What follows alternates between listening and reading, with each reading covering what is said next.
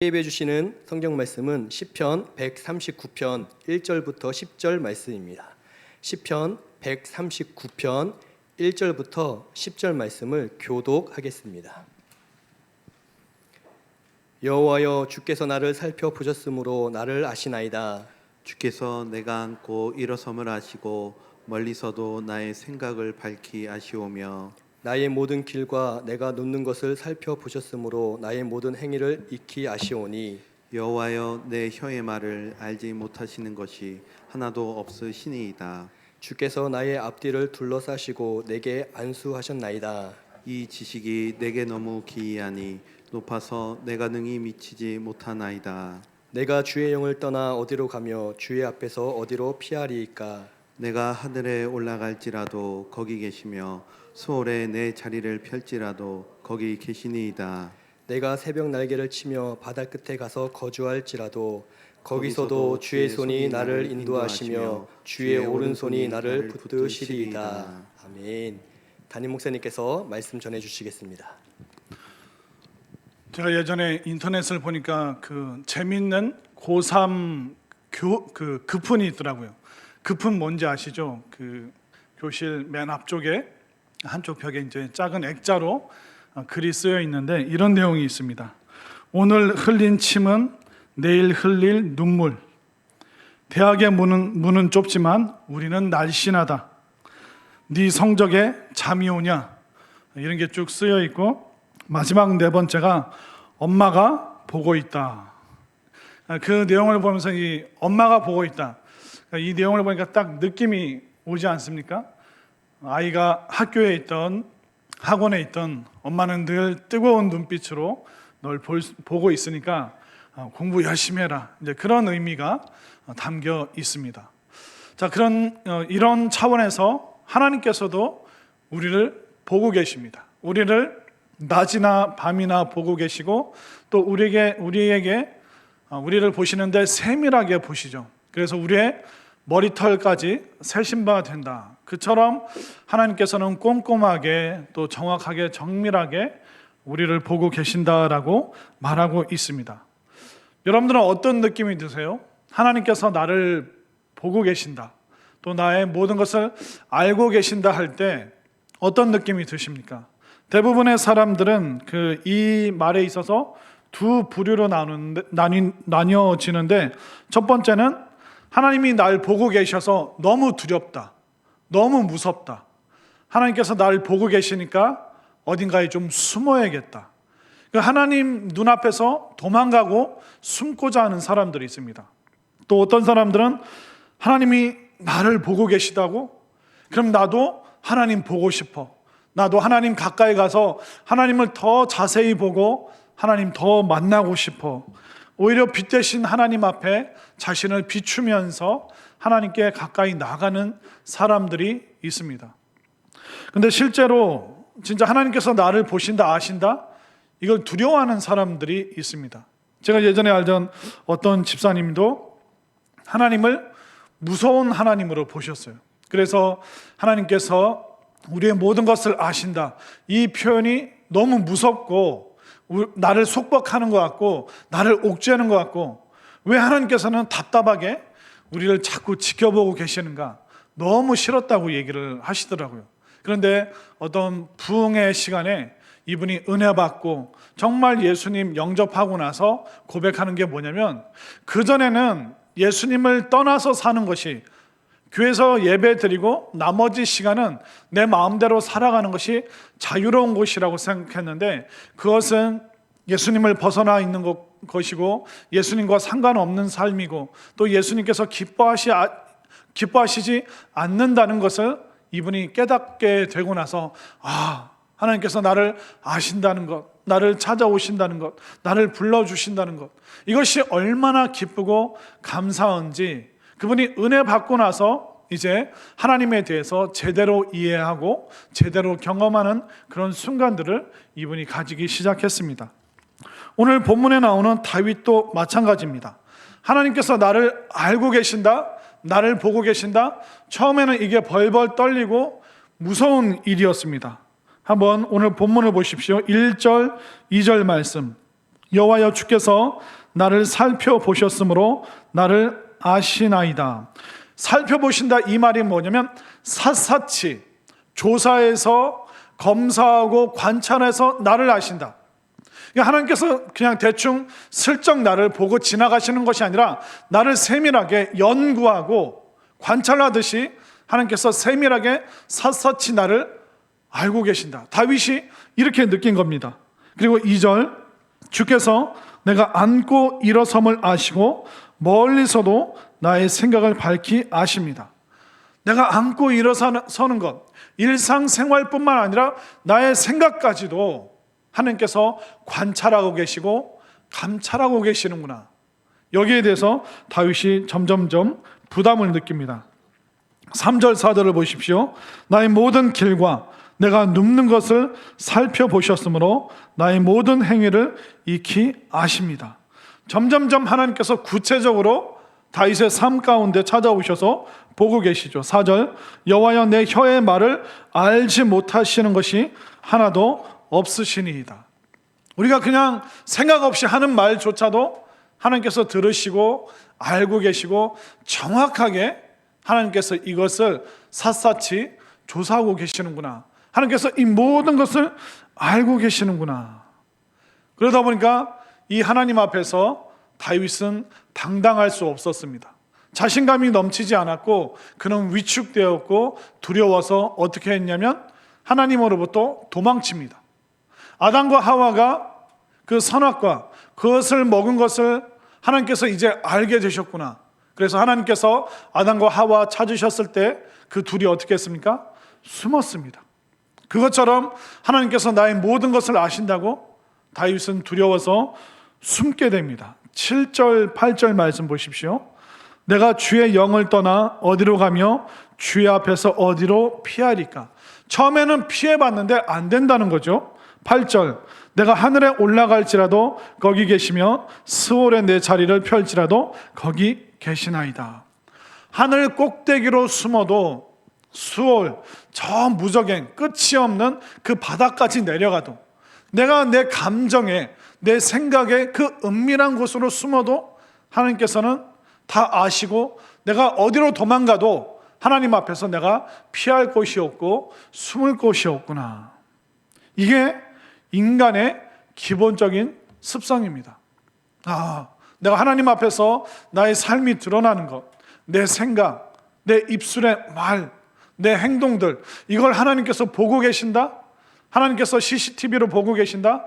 그러면 몸둘 바를 모르는 거죠. 너무 부끄럽고 수치스럽고 죄송하고, 그래서 우리의 기본적인 반응, 본능은 뭐냐면 하나님으로부터 숨어버리는 것입니다.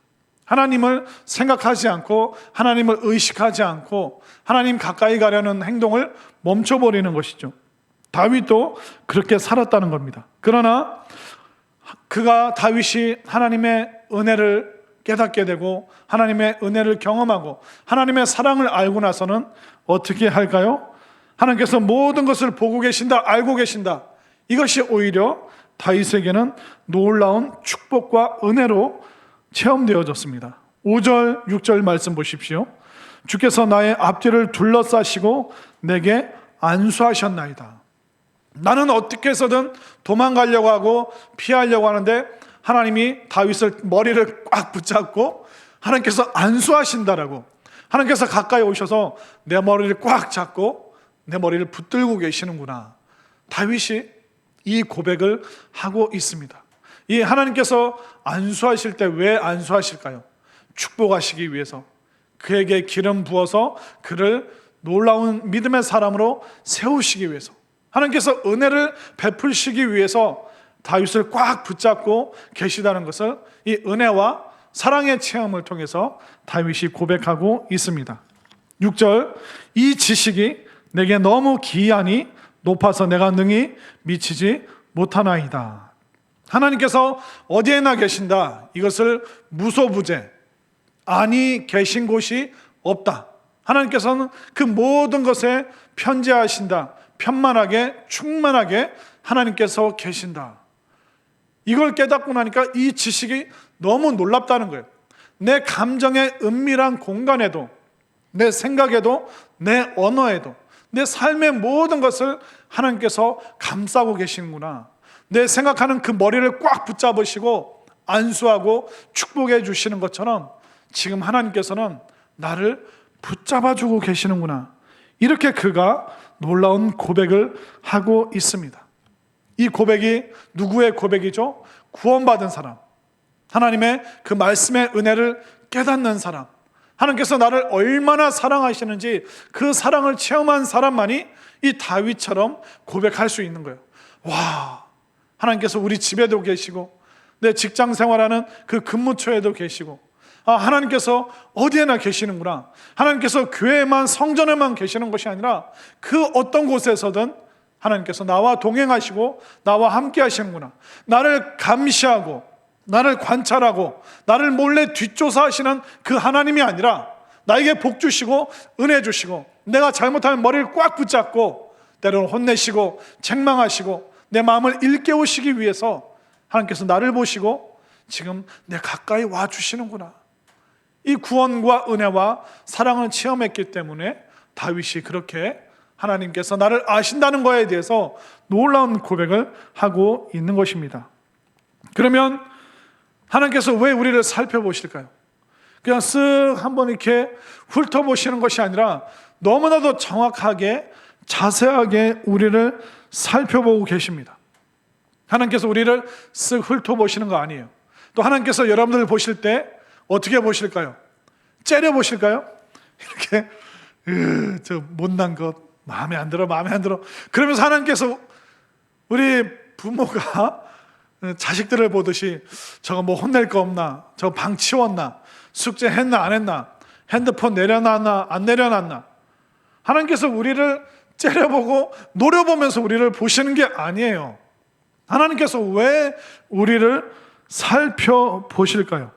다윗이 고백하고 있습니다. 9절 10절 말씀, 내가 새벽 날개를 치며 바다 끝에 가서 거주할지라도 거기서도 주의 손이 나를 인도하시며 주의 오른손이 나를 붙드시리이다. 하나님께서 왜 우리를 살펴보시는가? 우리를 인도해 주시기 위해서, 우리가 죄악의 길로 갈 때 우리를 붙잡아 주시기 위해서. 우리가 아이들 자고 있으면 방에 쓱 들어가서 보잖아요. 이불은 잘 덮고 있나? 땀은 안 흘리나? 어디 아픈 데 없나? 뭐 이놈이 뭘 좋아하지? 내일은 뭘 좀 해줄까? 그냥 뭔가 챙겨주고 싶고 그 사랑을 표현해주고 싶기 때문에 우리는 아이들이 학교나 직장 간 그 방을 둘러봅니다. 또 아이들이 자고 있을 때 잘 자고 있나? 그 머리맡에 한번 슬쩍 우리가 살펴봅니다. 하나님께서도 우리를 보시는 이유가 뭡니까? 우리를 붙잡아 주기 위해서. 우리는 조석관으로 아침 저녁으로 흔들립니다. 죄에 흔들리고 스스로에게 실망하고 절망하고 우리의 마음은 늘 오르락 내리락 하기 때문에 이 연약한 마음을 하나님께서 붙잡아 주시기 위해서 우리를 살펴보고 계시는 거예요. 그리고 하나님께서는 우리를 인도하십니다.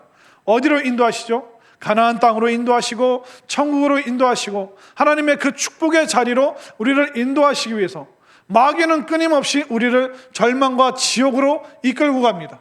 그 수많은 사람들을 하나님께서 붙드시고 살펴보시고 정확하게 보셔서 하나님께서 원하시는 그 은혜의 길로, 생명의 길로 인도하시기 위해서 지금 우리를 살펴보고 계시는구나. 이 다윗의 고백이 여러분들의 고백이 될 수 있기를 소망합니다. 하나님께서 나를 살펴보시면 나를 더 잘 아시겠죠. 나를 더 잘 아시면 하나님께서 우리를 미워하실까요? 우리를 사랑하실까요? 하나님께서 우리를 알면 알수록 우리를 더 사랑해 주시는 거예요. 우리는 알면 알수록 그 사람이 미워지고 싫어지는 게 발견되죠. 그러나 하나님은 그게 아니에요. 하나님께서는 우리를 알기 위해서 우리를 살펴보시는 거예요. 그리고 하나님께서는 우리를 알면 알수록 아이고 이것은 불쌍하고 그 긍휼의 심정으로 하나님께서 우리를 더 사랑해 주시는 것이죠. 참된 암, 참된 지식은 사랑으로 우리를 인도하는 거예요. 우리가 아이를 잘 알기 때문에 얘가 뭐가 연약하고 뭐가 부족한가 그걸 알기 때문에 불쌍한 마음으로 우리는 아이들을 사랑하게 되는 것이죠. 진짜 제대로 알면 사랑할 수밖에 없습니다. 교회가 어떤 곳일까요? 이 교회를 통해서 하나님께서 어떤 계획을 갖고 계실까요? 우리가 교회를 제대로 알고 진짜로 알면 우리는 교회를 더 사랑할 수밖에 없는 것입니다. 이 나라와 이 민족, 어떤 역사 속에서 여기까지 왔는가? 하나님께서 이 민족 가운데 어떤 일을 행하셨는가? 이 나라와 민족에 대해서 제대로 알면 알수록 우리는 이 나라를 사랑할 수밖에 없는 것이죠. 하나님의 하나님의 지식은 우리를 더 사랑하는 곳으로 하나님께서 나아가시는 것처럼 우리가 하나님을 알고 하나님에 대해서 제대로 깨달을 때 우리도 하나님을 더 사랑할 수 있는 것이죠. 하나님께서 여러분들을 살펴보시고 여러분들의 연약함, 여러분들의 슬픔, 여러분들의 부족함, 그것을 알면 알수록 하나님께서 여러분들을 더 사랑하실 수 있다는 것을 여러분들이 분명히 깨달으시기를 바랍니다. 자, 그러면 이렇게 우리를 살펴보시고 우리를 인도하시고 붙잡아 주시고 우리를 더 알면 알수록 더 사랑하는 하나님 앞에 우리가 어떻게 해야 될까요? 숨어야 될까요? 하나님 앞으로 나아가야 될까요? 하나님 앞에 나아가는 것이 우리 믿음의 사람들의 본분이라는 것입니다. 하나님께서 나를 보고 계신다. 그럴수록 우리는 감추면 안 되고 도망가면 안 되고 숨으면 안 되고 하나님께 나아가야 되는 것입니다. 7절 8절을 보십시오. 내가 주의 영을 떠나 어디로 가며 주의 앞에서 어디로 피하리까? 피할 곳이 없기 때문에 하나님께 나아간다는 것입니다. 내가 하늘에 올라갈지라도 거기 계시며 스올에 내 자리를 펼지라도 거기 계십니다. 결국 도망가려고 했는데 도망갈 데가 없구나. 숨으려고 했는데 숨을 곳이 없구나. 그냥 하나님 앞에 나의 죄악, 나의 연약함, 나의 부족함, 나의 병든 모습, 이 모든 것을 그냥 하나님 앞에 빨리 나가서 보여드려야겠구나. 다윗이 지금 그 고백을 하고 있습니다. 결국 우리가 해야 될 게 무엇입니까? 우리가 의식하던 의식하지 않던 하나님을 찾아야 됩니다.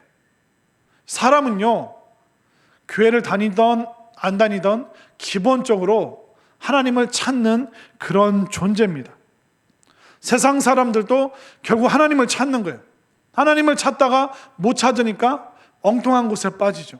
하나님이 아니라 귀신에 빠지든 방탕함에 빠지든 뭔가 채우려고 하는데 안 채워지니까 계속 사람들은 엉뚱한 것으로 지금까지 채우고 있는 것입니다. 그리고 우리는 수많은 번민을 합니다. 고민을 합니다. 근데 그 고민의 이유가 뭘까요? 하나님을 찾는 과정이라는 것이죠. 여러분들은 고독하세요? 고독하지 않으세요? 외롭습니까? 안 외롭습니까? 여러분들 그런 말 하죠. 사람들에게 실망하면 남편이고 자식이고 다 소용없어. 인생은 혼자야, 혼자. 그런 말 안 하세요? 저는 그런 말 안 들어봤는데 사람들은 그런 말 많이 하더라고요. 사람은 고독해요. 친구가 많이 있어도 외롭습니다. 돈이 많이 있어도 고독하고요. 연예인들은 어떻습니까? 수많은 사람들의 환호와 또 사람들의 막 팍팍팍 사진 찍는 그런 스포트라이트를 받지 않습니까? 그러나 그 무대가 끝나고 나서 사람들이 다 돌아가고 나서 그 허전함, 그 고독함 때문에 연예인들이 일탈을 하기도 하고 엉뚱한 약에 손을 대기도 하고 인간은 고독합니다. 그래서 그 고독을 해결하려고 합니다. 그러나 인간의 이 고독은 다른 것으로 채울 수 있겠지만 어떤 한 부분은 하나님만으로만 채울 수밖에 없습니다. 어거스틴이 그런 말을 했습니다. 하나님께서 인간의 마음에 빈 공간을 만드시고 하나님만이 채울 수 있는 공간이 있고 그 공간이 채워지지 않으면 고독을 느끼도록 만드셨다. 왜 우리가 고독을 느낍니까? 먹어보고 돈도 써보고 사람들도 만나보고 여행도 다녀보고 그러나 이 말할 수 없는 그 인생의 허전함과 고독, 그것은 하나님만으로 영적인 것으로 채울 수 있는데 이것이 안 채워지니까 엉뚱한 영, 유사영성이라고 하는데 그 엉뚱한 것으로 자꾸 사람들이 채우게 되는 것이죠. 그것은 뭐냐면 하나님께서 우리를 찾고 계시고 또 우리도 하나님을 찾는 그 영적으로 하나님을 찾아가는 그 과정 속에 그 고독이라는 것이 있는 것이죠. 그리고 사람들에게는 죄의식이 있습니다. 이것은 아담과 하와로부터 계속 우리에게 이어져 오고 있습니다. 우리는 욕망 때문에 죄의식을 느끼죠. 또 우리는 행복하게 살고 있음에도 불구하고 그러하지 않은 사람들을 보면서 우리가 미안함을 느끼고 죄책감을 느끼고 죄의식을 느끼게 됩니다. 이 죄의식이라는 것은 신앙, 또 하나님으로 연결될 수 있는 그 연결고리라는 것입니다. 우리가 하나님을 찾을 수 있는 그 하나의 발판이 바로 죄의식이라는 것이죠. 죄의식 때문에, 이 죄책감 때문에, 이 죄의 무거움 때문에 그 무서움을 알고 우리가 하나님을 또 찾을 수 있게 되는 것입니다. 그리고 인간의 모든 문화의 궁극적인 그 목적지는 뭐냐면 신입니다. 신. 바로 하나님께 나아가길 원하는 그 통로가 우리의 문화, 예술, 또 인류가 만들어온 그 수많은 업적들은 그 하나님을 찾고자 하는 그 발버둥이에요. 피라미드 같은 걸 생각해 보십시오. 결국 사람이 영원한 것을, 멸망하지 않는 그 영원한 것을 사모하기 때문에 엄청난 건축물을 만듭니다. 그 유럽은 그 건축물이 벽 중심입니다. 그래서 단단한 벽돌로 벽을 쭉 세워서 이제 지붕을 만들고, 그리고 창문을 작게 만들고 그 공간 안에서 뭔가를 막 하게 됩니다. 혹여나 여러분들, 저도 아직 유럽을 못 가봤는데 유럽 성당이나 큰 교회들을 보면 벽이 굉장히 화려합니다. 그것이 완전히 압도하죠. 그 건물만 봐도 거룩함이 느껴지도록 만듭니다. 그 건축물을 통해서 서양 사람들은 그 하나님의 존재를 느끼길 원했어요. 그리고 동양은 어떻습니까? 동양은 이 기둥 중심이거든요. 이 동양은 강수량이 많다 보니까 흙이 무르고 그리고 단단한 벽돌이 별로 없습니다. 그러다 보니까 기둥을 세우고 지붕을 세우면 어느 정도 집이 만들어지는 거예요. 그래서 기둥과 석가래, 지붕, 이게 제일 중요하고 자연과 같이, 왜냐하면 자연 속에서 신적인 그런 교감, 그런 존재를 느끼는 것이 동양 문화였기 때문에 이 처마와 이 나무가 다 있고 나무를 통해서 산도 보이고 물도 보이고, 그러니까 자연과 이렇게 연결되어 있는 것을 통해서 이 동양 사람들은 어떤 신적인 존재, 하나님을 만나고자 하는 그런 감성이 있는 거예요. 결국 뭐예요? 서양이 됐던 동양이 됐던 그들의 모든 문화는 하나님께, 신적인 존재에게 나아가고자 하는 그 열망이 무의식적으로 다 깔려 있다는 것입니다. 예전에 그 구소련, 그 소련에 대한, 러시아에 대한 다큐멘터리를 본 적이 있는데 크렘물린 그 궁전에 대한 이야기가 나왔습니다. 근데 그 크렘물린 궁전 앞에서 어떤 경호원이 이제 그 인터뷰를 하는 거예요. 그 경호원이 누구였냐면 자기가 그 스탈린의 경호원이었대요. 스탈린이 이제 세계 2차 대전을 막 일으키고 그 소용돌이의 중심에 있었던 사람이 이제 히틀러, 스탈린 이런 사람들이었는데, 이 경호원이 하는 말이 뭐냐면 자기가 최측근이었는데 스탈린이 어느 날 크렘물린 그 궁전 안에 있는 예배당에 들어가더래요. 그 예배당에 들어가서 엎드려가지고 뭐라고 고백했냐면, 하나님 살려주세요. 전쟁 일으켰는데 이 러시아가, 이 소련이 망할 것 같습니다. 하나님 잘못했습니다. 하나님 살려주세요. 2차 세계대전 그 막바지 때 그가 이 정세를, 이 전국을 어떻게 할 수가 없으니까 그가 결국 하나님 앞에 납작 엎드리더라. 이 공산주의는 기본적으로 유물론입니다. 신적인 존재를 인정하지 않아요. 그걸 가르치지 않습니다. 그러나 그 공산주의의 선두에 서 있는 그 사람이 결국은 납작 하나님 앞에 엎드리더라. 나 그걸 봤다. 인간은 누구나 다 연약하다. 그 얘기를 하는데 깜짝 놀랐습니다. 그렇구나. 모든 사람들은 무의식적으로 하나님을, 신적인 존재를 끊임없이 찾아가고 있는 연약한 존재고, 하나님께서 우리를 찾으시는데 우리가 하나님을 찾기만 하면 얼마든지 우리가 하나님을 만나고 찾을 수 있구나. 그리고 행복을 생각해 보십시오. 행복이 신앙의 주제는 아니지만 우리 모두는 다 행복하길 원합니다. 돈을 통해서, 건강을 통해서, 또 좋은 인간관계를 통해서 우리는 행복하길 소망하죠. 그러나 돈을 가져보고 많은 걸 먹어보고 좋은 데 가보고 그 모든 걸 누려봐도 결국 뭐라고 말합니까? 거기에 행복이 없더라. 진짜 행복이 없더라. 그러니까 세상 속에서 행복을 못 찾으니까 사람들이 어디로 갈까요? 종교로 가게 되어 있습니다. 제가 성도님들이랑 얘기해 보면, 목사님, 회사나 아니면 대학 친구들 만나서 술자리에 가면 결국 술자리에서 결국 얘기가 뭘로 끝나는지 아세요? 종교로 끝납니다. 야, 진짜 하나님이 있어 없어? 우리 인생 어떻게 되는 거야? 말해봐. 그러니까 술이 취해가지고 친구들이 그런 얘기 굉장히 자주 합니다. 그 자리에서 이제 교회 다니는 제가 주로 비난을 받긴 하지만 그래도 사람들이 그 종교적인 얘기를 굉장히 많이 합니다. 결국 우리는 여러 가지를 추구해보고 많은 걸 해보지만 결국 종교적인 곳으로 가게 되어 있습니다. 이어령 교수 아시죠? 그분이 대단한 분이죠. 근데 그분도 세례를 받고 그리스도인이 되었습니다. 모든 지식, 모든 것을 알고 있다고 생각하는 그분들도 결국은 마지막에는 그 인생의 종착역이 어디구나 그걸 느끼고 있기 때문에 더 그 종교적인 세계로 들어올 수밖에 없는 겁니다. 여러분들도 신앙생활하고 막 은혜 받고 막 마음이 뜨거워지면 어떤 생각이 슬쩍 들어요? 신학 공부 한번 해볼까? 신학교 한번 가볼까? 그래서 제가 만나는 많은 예전에 만나봤던 의사 선생님, 변호사분들 이런 분들이요, 목사님 저도 나중에 한번 좀 나이 들어서 한 50, 60대에서 신학 공부 한번 해볼 수 있을까요?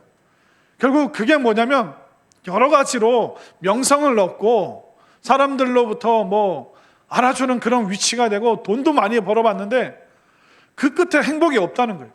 그 행복을 찾다 보니까 결국 신앙을 통해서 하나님을 아는데 하나님을 더 알고 싶다는 겁니다. 신학 공부하고 신학교 한번 가보면, 신학대학원 가보면 제가 하나님을 더 자세히 알 수 있지 않을까요? 제가 함부로 가라고 말씀을 못 드리겠습니다. 신학 공부하면 여러 가지를 많이 알아야 돼요.